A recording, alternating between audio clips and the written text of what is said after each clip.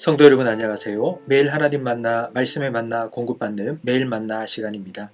하나님의 은혜가 여러분의 심령에 가득하길 축복합니다. 오늘 본문 베드로후서 1장 12절에서 21절은 12절에서 15절 편지의 목적, 16절에서 18절 확실한 체험, 19절에서 21절 더 확실한 말씀으로 나눕니다. 베드로는 성도들이 이미 진리를 믿고 있다고 인정해 줍니다. 하지만 한 번 더 생각나게 해서 항상 생각하게 하려고 베드로 후서를 써보냅니다. 베드로는 자신의 장막을 벗을 날이 가까운 줄 알고 있습니다.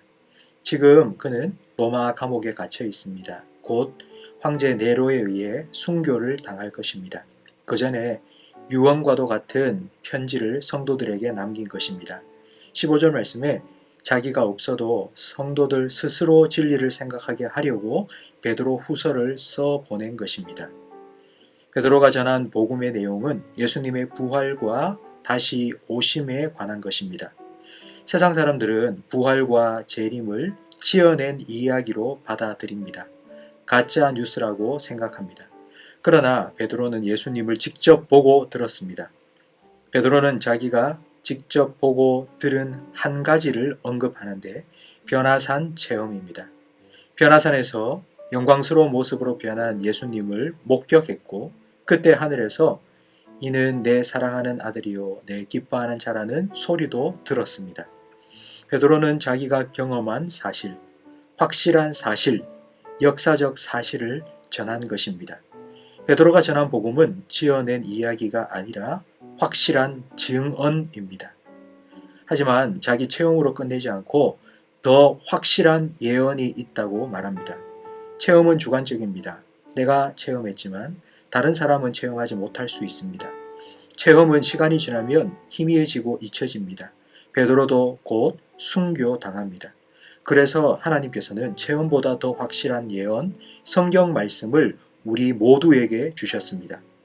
사실 성경을 읽고 들으면 잘 이해되지 않는 부분들도 있기 때문에 성경을 읽는 것보다 특별하고 놀라운 영적 체험을 하는 것이 믿음에 더 도움이 된다고 생각하기도 합니다. 하지만 그렇지 않습니다. 개인적인 체험보다 더 확실한 것은 성경 말씀입니다. 성경이 잘 이해되지 않을 때 자기 멋대로, 자기 생각대로 해석하지 말고 넘어가면 됩니다. 성경은 하나님의 영이신 성령님께 감동받은 사람들이 하나님께서 보여주시고 들려주신 것을 기록한 하나님의 말씀입니다. 성경 말씀이 잘 이해되지 않을 때는 성령님께 기도하십시오. 어두운 밤과 같은 내 마음에 등불과 샛별을 비춰달라고 기도하십시오. 요한복음 16장 26절에 예수님께서 약속하신 것처럼 보혜사, 도우시는 성령님께서 우리에게 모든 것을 가르쳐 주시고 예수님께서 우리에게 말씀하신 모든 것을 생각나게 해 주실 것입니다. 함께 나눌 기도 제목입니다. 체험보다 말씀에 근거한 신앙인이 되게 해달라고 성령의 조명하심으로 말씀을 깨닫게 해달라고 기도하시기 바랍니다.